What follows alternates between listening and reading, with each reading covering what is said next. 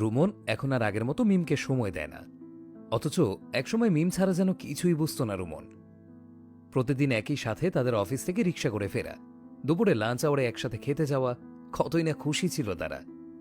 কিন্তু তাদের সেই পুরনো সম্পর্ক এখন আর আগের মতো নেই। গত 6 মাস বাবদ রুমনের সাথে মিমের সম্পর্কটা খুব খারাপ যাচ্ছে। রুমন যেন মিমের সব কিছুতেই বিরক্ত হচ্ছে। 1 বছর হলো রুমন নতুন অফিসে জয়েন করেছে।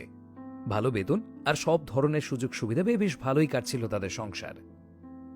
এরই মধ্যে তাদের ঘরে এসেছে নতুন অতিথি। স্বামী সন্তান সংসার নিয়ে ভালোই কাটছিল মিমের জীবন।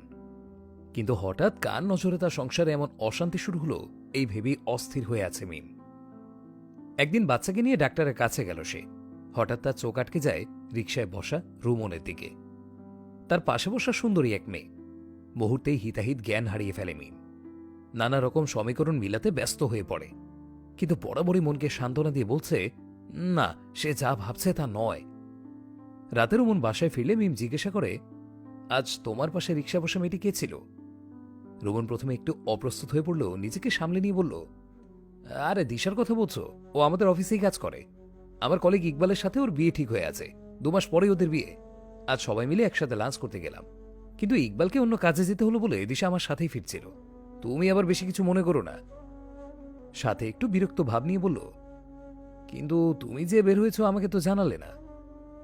মিম জবাবে বলে, ছেলেটার হঠাৎ প্রচন্ড রকম জ্বর এসেছিল, তাই ওকে নিয়ে ডাক্তারের কাছে গিয়েছিলাম।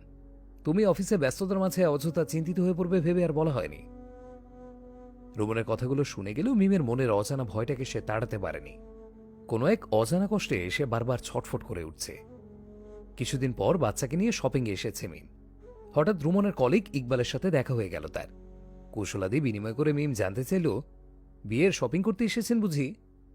ইকবাল সাহেব কিছুটা অবাক হয়ে জিজ্ঞাসা করলেন, কার বিয়ের কথা বলছেন ভাবি? মিম বলল, কেন, আপনার? ইকবাল সাহেব একটু মজা করে হেসে এসে বললেন, আর কয়বার বিয়ে করাবেন ভাবি, একবার করেই তো জীবন শেষ। ওই যে আপনার ভাবি শপিং এসে প্রতিবার কি কষ্টটাই না দেয়। ইকবালের কথা শুনে মিমের মাথায় যেন আকাশ ভেঙে পড়ল। ইকবাল যাকে তার স্ত্রী বলে পরিচয় করিয়ে দিল, সে তো দিশা নয়। মিম নিজেকে সামলে নিয়ে ইকবাল সাহেবকে জিজ্ঞাসা করে, ভাই, আপনাদের অফিসে দিশাকে? ইকবাল তখন জানায়, ও দিশা আমাদের বসের নতুন পিএ, এই তো কয়েক মাস হলো জয়েন করেছে। রুমনের পাশাপাশি ডেস্কেই তো বসেও। তা হঠাৎ ওর কথা জিজ্ঞেস করলেন কেন? মিম নিজেকে সামলে বলে, না না, তেমন কিছু না, রুমনের কাছে ওর বেশ প্রশংসা শুনেছি তো। মিম পেছন ফিরে চোখের পানি মুছতে মুছতে হেঁটে চলল। তার অনুমান ভুল ছিল না। আজ ছুটির দিনও রুমনকে অনেক রিকোয়েস্ট করে মার্কেটে আনা গেল না। তার কাজ আছে বলে বেরিয়ে গেল। কিন্তু রুমন কেন এমন করছে তার সাথে? মিম বাসায় ফিরে রুমনের অপেক্ষায় বসে রইল। রুমন আসার পর তাকে সবকিছু খুলে বলে, আর সাথে জানায় রুমন যে এতদিন ধরে তাকে মিথ্যে বলে এসেছে তার সব কিছুই মিম বুঝতে পেরেছে। কিন্তু রুমন একবারের জন্য মিমের কথায় বিচলিত হল না।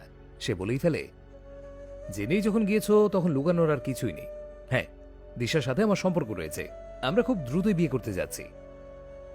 রুমনের মুখে এমন অপ্রত্যাশিত কথা শুনে মিম খুব মিনতি করে বলল, আমার সাথে এত বড় জুলুম করো না দয়া করে, আমাদের একটা সন্তানও আছে।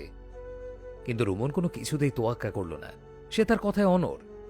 সকালে অফিসে যাওয়ার সময় রুমন মিমকে বলে যায়, ডিভোর্স পেপারটা পাঠিয়ে দেব, অযথা ঝামেলা না করে সাইন করে দিও। তুমি চাইলে ছেলেকে তোমার সাথেই নিয়ে যেতে পারো, এটা আমার কোনো আপত্তি নেই। ভরণ পোষণের টাকাটা আমি প্রতি মাসে দিয়ে দেব। মিম অঝরে কাঁদছে, আর রুমনের কাছে তার সংসারটা ভিক্ষে চাইছে। বারবার তাকে বোঝাতে চেষ্টা করছে যে রুমন ঠিক করছে না, সে তার সাথে অনেক বড় অপরাধ করছে। কিন্তু রুমন তাকে মনে করিয়ে দেয়, অপরাধ একদিন সেও অন্যের সাথে করেছে। অতীতে করা ভুলের মাসুল আজ তাকে পড়তে পড়তে চুকাতে হচ্ছে।